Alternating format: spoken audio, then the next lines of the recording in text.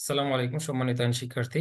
আজকে আমরা code of civil procedure দেওয়ানি কার্যবিধি, সংক্ষেপে যেটি আইনের ছাত্রদের কাছে সিপিসি হিসেবে পরিচিত, সেই বিষয়ে আলোচনা শুরু করতে যাচ্ছি। আমরা ধারাবাহিকভাবে এই সিপিসির উপর আলোচনা করব এবং এটি যেহেতু একটি বিস্তৃত, একটি অনেক বড় সাবজেক্ট, এটার আলোচনা করার জন্য আমাদের অনেকগুলো লেকচারের প্রয়োজন হবে। আপনারা ধৈর্য ধরে প্রত্যেকটি লেকচার যদি শুনেন, আশা করি আপনারা এই বিষয়ে আপনাদের মনে থাকা বিভিন্ন কোয়েশ্চেন তার সঠিক উত্তর পেয়ে যাবেন ইনশাআল্লাহ।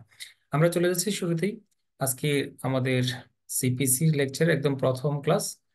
আমরা এই লেকচারটি আলোচনা করতে গিয়ে শুরুতেই যেটি আলোচনা করব সেটি হচ্ছে যে সিপিসি বোঝার জন্য বা কোড অফ সিভিল প্রসিডিউর বোঝার জন্য এই আইনের সেকশন 2-তে অনেকগুলো শব্দের ব্যাখ্যা দেওয়া হয়েছে। অনেকগুলো কমনলি ব্যবহৃত যে শব্দগুলো আছে তার এক্সপ্লানেশন দেওয়া হয়েছে, যেমন অর্ডার কি, ডিক্রি কি, জাজমেন্ট কি, judgement debtor, decree holder, mean profit, legal representative. This are the basically words which are use throughout the CPC. CPC বোঝার জন্য এই শব্দগুলো ব্যবহার করা হয়েছে। আমরা এই শব্দগুলো ভালো করে বুঝতে হবে সিপিসি পরবর্তীতে ব্যবহার করার জন্য। যেমন ধরেন ডিক্রি, আজকের ক্লাসে আমরা যেটা আলোচনা করব, এই ডিগ্রি শব্দটা অনেক বেশি বার ব্যবহৃত হয়েছে এই কোড অফ সিভিল প্রসিজিওরের বিভিন্ন সেকশনে, বিভিন্ন অর্ডার, সাবসেকশন, বিভিন্ন জায়গায়।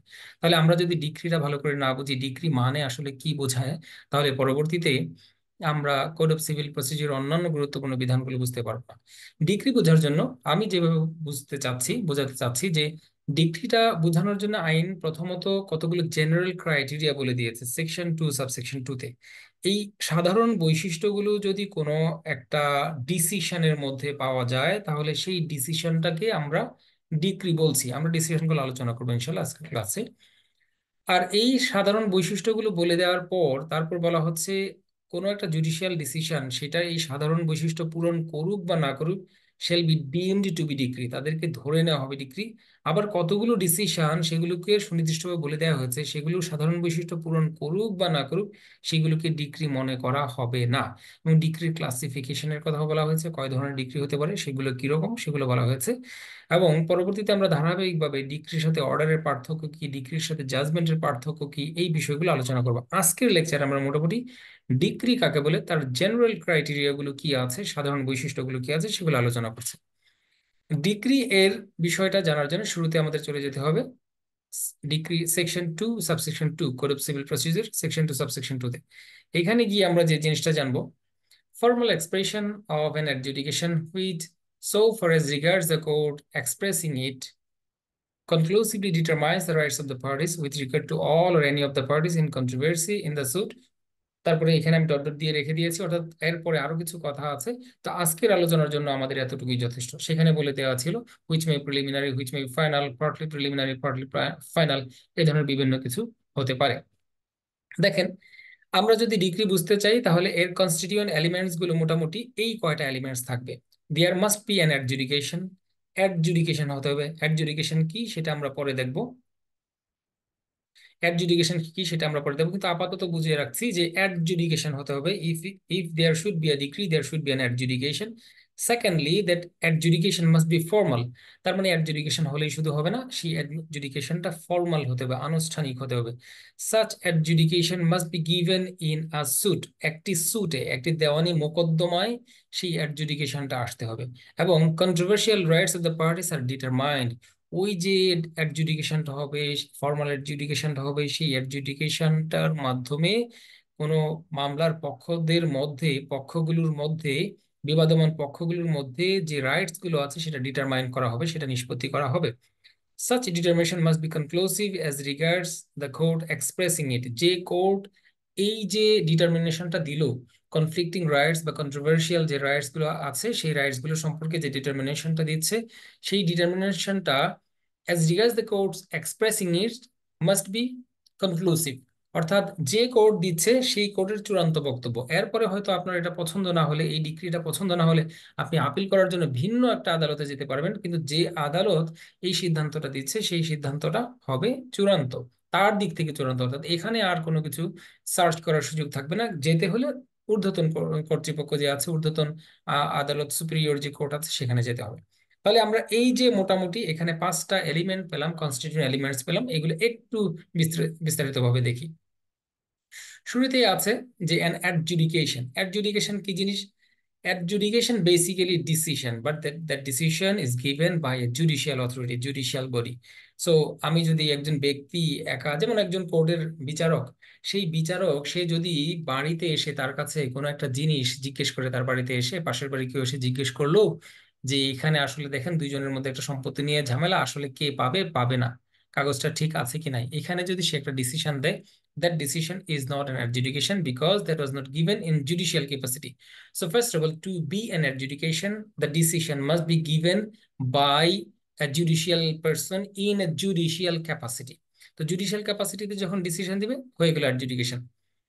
যেমন এখানে একটা উদাহরণ দেয়া আছে, দেখেন, judicial body must decide judicially any decision of administrative nature is not a decree even if given by judicial body. Judicial বডিও যদি অ্যাডমিনিস্ট্রেটিভ ক্যাপাসিটিতে কোনো ডিসিশন দেয় সেটা কিন্তু অ্যাডজুডিকেশন হবে না। যেমন উদাহরণ হিসেবে এখানে বলছি, dismissal of suit for default of appearance.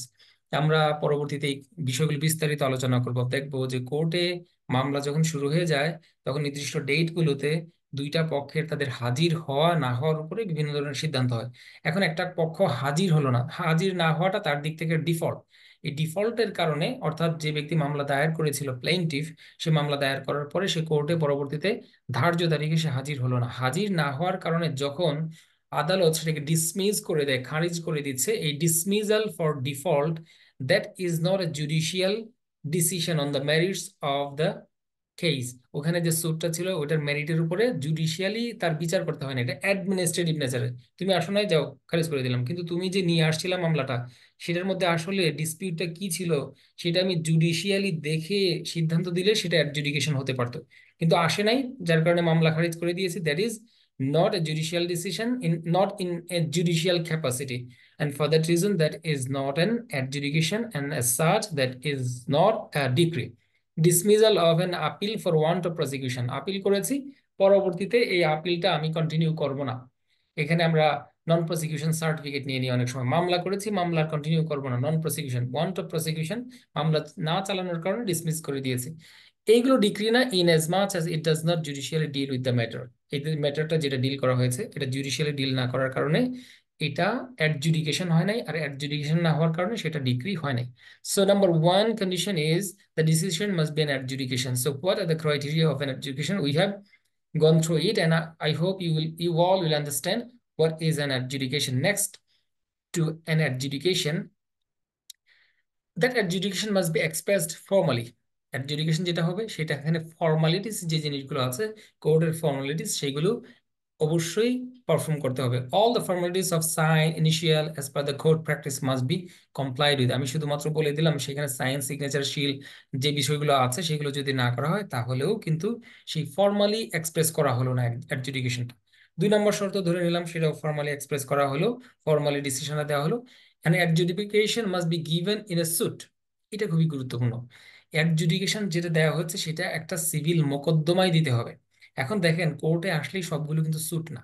Suit কি সেটা ডেফিনেশন অন্য জায়গায় বলে দেওয়া আছে, সেটা অন্য জায়গায় বলে দেওয়া আছে যে সুট হতে হলে every suit is instituted by presentation of a প্লেইন্ট।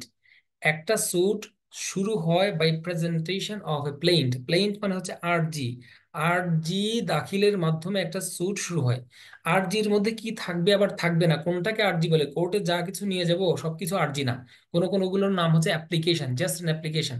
তাহলে অ্যাপ্লিকেশন যদি কোর্টে নিয়ে যাই, অ্যাপ্লিকেশনের উপরে কোর্ট যদি কোনো সিদ্ধান্ত দেয়, সেইখানে ফর্মাল সিল সাপোর্ট যদি সবই থাকে, সেখানে যদি কোর্ট জুডিশিয়ালিও কথাটা বলে, তারপরেও সেটা অবশ্যই অ্যাডজুডিকেশন হবে না। অ্যাডজুডিকেশন হলো সেটা সুটে দেওয়া হলো না, কারণ সুটে যদি দেওয়া না হয় তাহলে সেই ক্ষেত্রে এইটা অন্তত ডিগ্রি হবে না। তাহলে সুট কোনটা হবে? সুট হতে হলে প্রথম শর্ত হলো সেটা হতে হবে একটা প্লেইন্টের মাধ্যমে, যে আরজি আকারে যেটা কোর্টের কাছে গিয়েছে, সেখানে যদি কোর্ট অ্যাডজুডিকেশন দেয় ফর্মালি, তাহলে সেটা হবে একটা ডিক্রি হওয়ার দিকে আস্তে আস্তে করে আগাচ্ছে।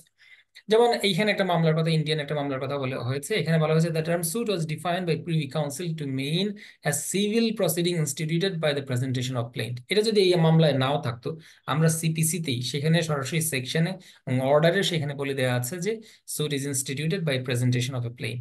একটা প্লেইন্টের মাধ্যমে যদি একটা একটা বা একটা বিচার প্রার্থনা করা হয়, একটা বিচার চাওয়া হয়, তাহলে সেই ক্ষেত্রে ওইটার উপরে যে সিদ্ধান্ত হবে সেটা হবে অ্যাডজুডিকেশন। সেটা হবে সুট।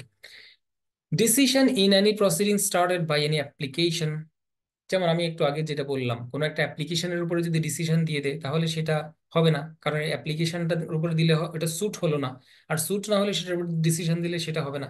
স্যুট না হয়ে না, স্যুট ছাড়াও অর্থাৎ মোকদ্দমা ছাড়াও অন্য কোনো বিষয়ের উপরে কোর্ট সিদ্ধান্ত কেমন হতে পারে, যেমন ধরেন পপার স্যুট।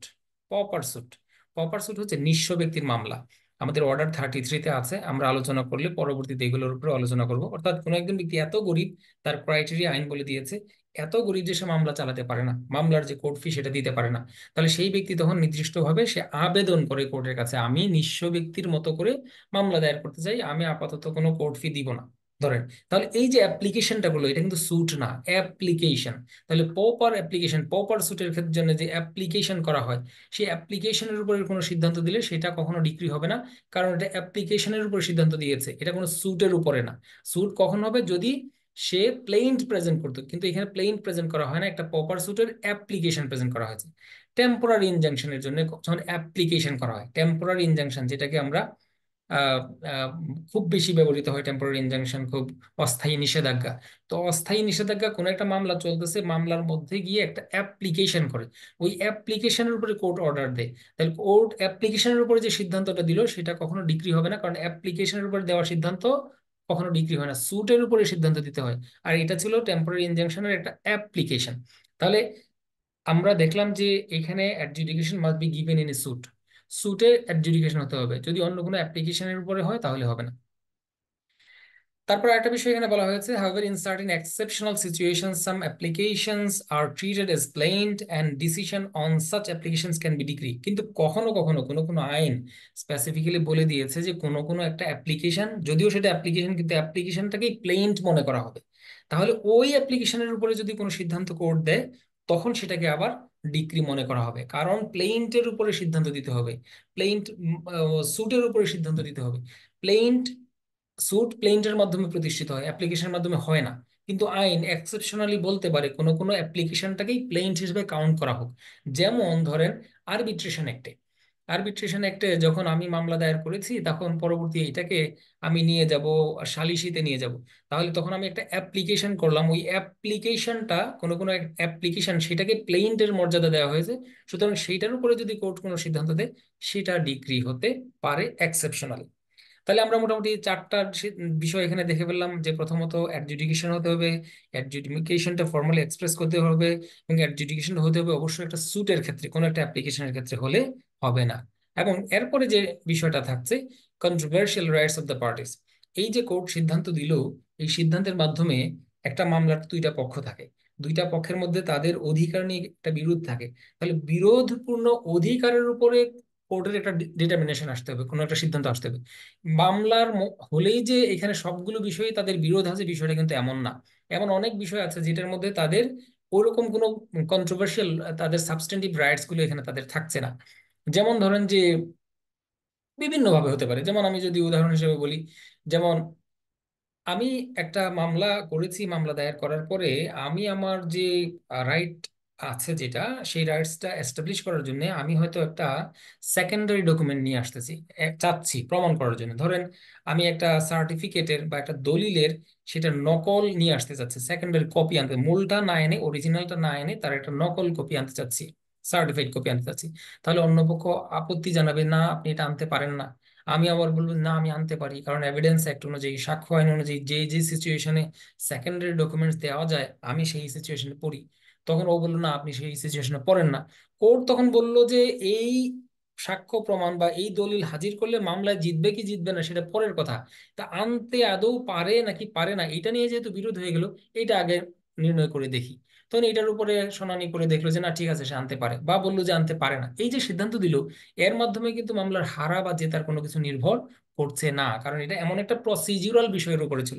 তাহলে সাবস্টেন্টিভ রাইটস এর উপরে, not merely the procedural rights, substantive rights এর উপরে এই ধরনের কন্ট্রোভার্সি থাকলে সেখানে সিদ্ধান্তটা আসতে হবে, ডিক্রি হতে হবে।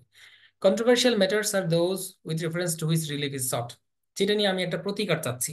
যদি এটার উপরে সিদ্ধান্তের উপরে মামলার হারা জিতা নির্ভর করে, এটার উপরে একটা প্রতিকার চাওয়া নির্ভর করে, তাহলে সেইখানে এটা সাবস্টেন্টিভ রাইটস হয়েছে, এটার উপরে দেওয়ার সিদ্ধান্ত এটা ডিক্রি হতে পারে। কিন্তু যদি এই ধরনের না হয়, তাহলে সেই ক্ষেত্রে কোর্টের কোনো সিদ্ধান্ত আসলেও কিন্তু সেটা ডিক্রি হচ্ছে না। ইট অলসো কভার্স রাইটস, যেমন ক্যারেক্টার অফ সুট, একটা মামলার আহ, প্রকৃতি কেমন। যেন আমরা দেখবো যে সিভিল কোর্টে যে কোনো মামলা আসতে পারে না, সিভিল নেচারের মামলা হতে হবে। তাহলে একটা মামলা সিভিল নেচারের কিনা, এটা নিয়ে প্রথম মামলা নিয়ে আসলাম কোর্টে, অন্য পক্ষ বললো যে মহামান্য আদালত এখানে এটার জুরিসডিকশন নাই, এই মামলা এই কোর্টে আসতে পারে না, এটা সিভিল নেচারের মামলা না, এটা এই কোর্টে আসবে না। তখন এই মামলাটা আসলে সিভিল নেচারের কিনা, whether the character of the suit is of civil nature or not, that is the precondition, that is the primary matter to be disposed of, to be determined before going into the real disputes of the parties।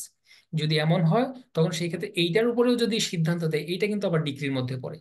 Limitation period, যদি এরকম যে এখানে একজন বলছে যে সে মামলা নিয়ে আসছে ঠিকই, কিন্তু যে কতদিন সময়সীমার মধ্যে এই মামলা আনতে হয় সেই সময় অতিক্রান্ত হয়ে গিয়েছে, এই সময়ের মধ্যে সে মামলাটা নিয়ে আসে নাই, কিন্তু অন্য পক্ষ বলছে এই সময়ের মধ্যে নিয়ে আসছে, এটা নিয়ে যদি সিদ্ধান্ত হয়, তাহলে এইটাও ডিক্রির মধ্যে পড়ে। জুরিসডিকশন আছে কিনা, এই কোর্টে এই মামলাটা আসবে কিনা।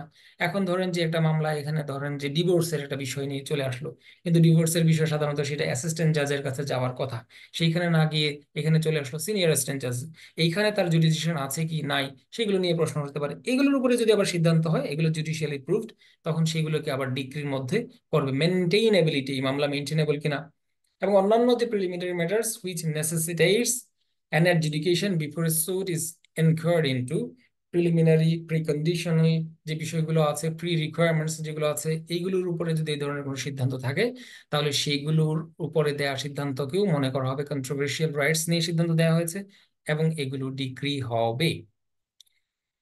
এরপরে আরেকটা বিষয়, এই যে ডিটারমিনেশন করলো, সবই করলো ঠিক আছে, কিন্তু কনক্লুসিভলি করতে হবে। কনক্লুসিভলি করা কি, যে কোর্ট সিদ্ধান্ত দিচ্ছে এই কোর্টের এইটাই চূড়ান্ত বক্তব্য, এরপরে এটা নিয়ে আপনি খুশি না থাকলে তার উপরের কোর্টে যেতে পারেন, এখানে আর আপনার কোনো কিছু করার নাই, এই নেচারের হতে হবে, তাহলে সেটা ডিক্রি হবে, না হলে ডিক্রি হবে না। The determination must be final and conclusive as regards the court which passes it. বারবার বলছি, as regards the court which passes it, যে কোর্ট এই ডিগ্রিটা দিচ্ছে তার দিক থেকে সেটা চূড়ান্ত। কিন্তু চূড়ান্ত না, অন্য কোর্টে গেলে সেটা আবার রিওপেন করা হতে পারে, আপিল করা হতে পারে, রিভিশন করা হতে পারে, যেতে যেতে অনেক দূর যেতে পারে। কিন্তু এখন যে কোর্ট দিচ্ছে সেই কোর্টের এইটাই চূড়ান্ত বক্তব্য, তাহলে সেটা ডিগ্রি হবে। এই ছিল মোটামুটি আমাদের আজকের লেকচার ডিক্রি বোঝার জন্য। আমাদের নেক্সট লেকচারে আমরা ডিক্রি এর ক্লাসিফিকেশন দেখব, ডিক্রি হোল্ডার কাকে বলে সেটা দেখব, জাজমেন্ট কি, জাজমেন্ট ডেটর কি, এই জিনিসগুলো দেখব, এবং তার পরবর্তীতে এগুলোর মধ্যে যে পার্থক্যগুলো আছে সেগুলো দেখব। আমি যেহেতু ভিডিওর ডিউরেশনটা বেড়ে যাচ্ছে, সেই জন্য আমি চেষ্টা করেছি একটু দ্রুত বলার জন্য। তারপর আপনারা এই বিষয়গুলো বইয়ের সাথে মিলিয়ে দেখবেন, আশা করি আপনাদের বোঝার জন্য সহজ হবে। তারপর আপনাদের যদি কোনো কোনো প্রশ্ন থাকে আমাকে কমেন্ট বক্সে জানাতে পারেন, আমি অবশ্যই চেষ্টা করবো আপনাদের প্রশ্ন উত্তর দেওয়ার জন্য। ধন্যবাদ সবাইকে আজকের ভিডিও দেখার জন্য। আসসালামু আলাইকুম রহমতুল্লাহি ওয়া বারাকাতুহু।